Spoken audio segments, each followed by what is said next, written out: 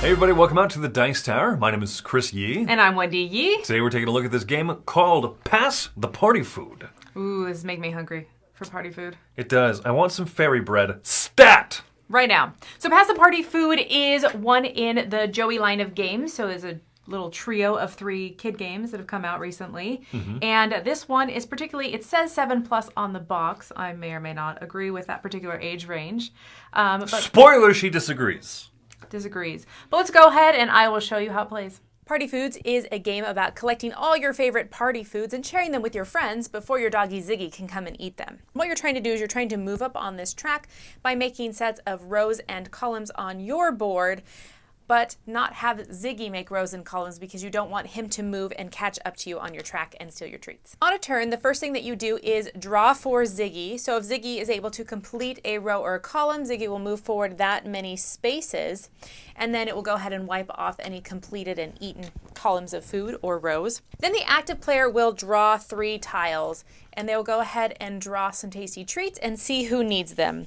Now, the player to the left could use the piglet, so she'll go ahead and place that in the left plate. And then this fairy bread over here can go to anybody, so I'll toss it over here. And then this lambington will help this player complete this row. So we'll go ahead and have everybody place where their tasty treat goes, and then any rows or columns for the active player that are scored, that player will move forward immediately. So this one is scored, and that player gets to move forward too. So the white player will move forward too, and then we will check and see, is the active player ahead of Ziggy? Yes, the active player is, so we'll continue on forward. And what we're trying to do is we're trying to make it all the way to the top of this delicious birthday track up here and get to the birthday cake. If we are able to do that with no active players being outchased or outrun by Ziggy, then the players will win. I disagree, Chris. I disagree. Vehemently. Yes. This is clearly a game for 17-year-olds or higher. Yes. I feel like this game is more of a 5-year-old game. Okay. Instead of a 7-year-old game. The strategy is just very, very introductory, which I love. I think that is definitely a place for it, but I would not say 7-year-olds would have fun with this. You think? Or I think they could have fun with it, but I think they would get over it really quickly. I think so. This is the simplest. This is by far. How do I say this? I'm cautious about this because this is a good younger kids game, but it's not very engaging for me as the adult. Like you said, Yeah. The strategy is very, very obvious of what to do most of the time. The pressure in the form of the dog getting closer to the birthday cake, that's going to be like exciting for a kid. Yeah. But it doesn't do much for me, and this is unlike the other Joey games. I feel like this is the one that I would play to appease my kid rather than to say like, yeah, I'll have fun playing that one too. I think that this reminds me of my first Castle Panic, which is a cooperative game with open information where you're trying to prevent monsters from breaking down your castle. But this doesn't have that same fun, hey, let's go fight the bad guys, I'm sticking them in the dungeon. Like all the things that made my first Castle Panic really cute and fun thematically, I feel like this is missing that. However, counterpoint, rebuttal.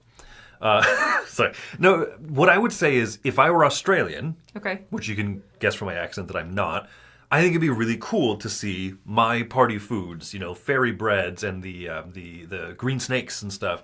It'd be cool to see that in a game. If I had more of a connection to this, I think it could be as exciting for me as the idea of like, let's nab the goblins in sacks and like let's poke them with sticks and throw them in the dungeon. Sure, okay.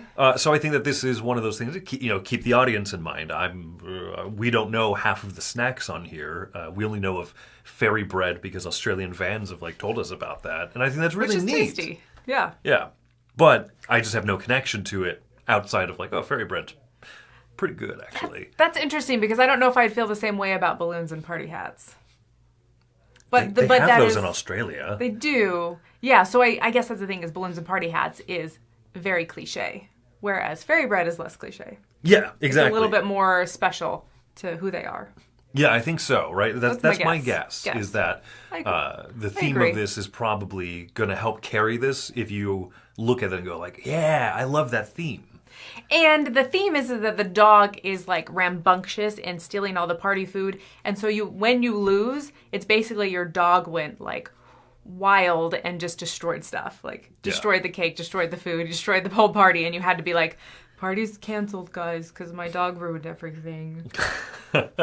Also, stick the dog in a room. Yeah. So, you're making sets, variety, or a lot of the same. Do you think our kid came away from this being like, oh, cool, I have like a better mindset of how to strategize in games and stuff? I don't think that she did, but I think that just where she's at. I mean, our daughter's almost 8 years old. I think that she's too old for this game for it being a 7+ game. I think, I would agree with that takeaway. Yeah. The game's fine. It lacks excitement for me. I think this is the weakest of the 3 in this Joey game trilogy that came out in the same Kickstarter, which, if this is the first one that you're watching, right, the Busy Beaks review already went up, a card game, and then there'll be another one, the Scribble Gum. I think those 2 other games are more solid than this one. Yeah. So what are you going to give us as a score? Score-wise, I'm going to give this one a 6. That is a kid-approved rating because our kid did approve of it. She is, she already feels like she's a little bit past the strategy of this. Yeah. But it's fine. She had fun with it. She likes the dog piece and all that stuff. But for me, like I said, I'm not getting any excitement out of the prospect of being asked to play this one again.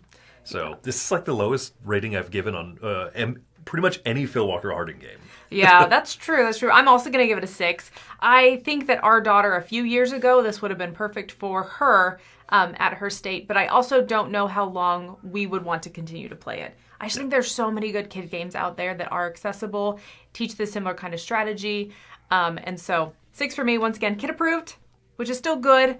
But we definitely will hope for more in the future. Yeah, we're not the target audience. We'll put it that way. That's fair. That's fair. All right, well, thanks for coming out to another Dice Tower review. My name is Chris Yee. And I'm Wendy Yee. Have yourselves a party-tastic day. Woohoo!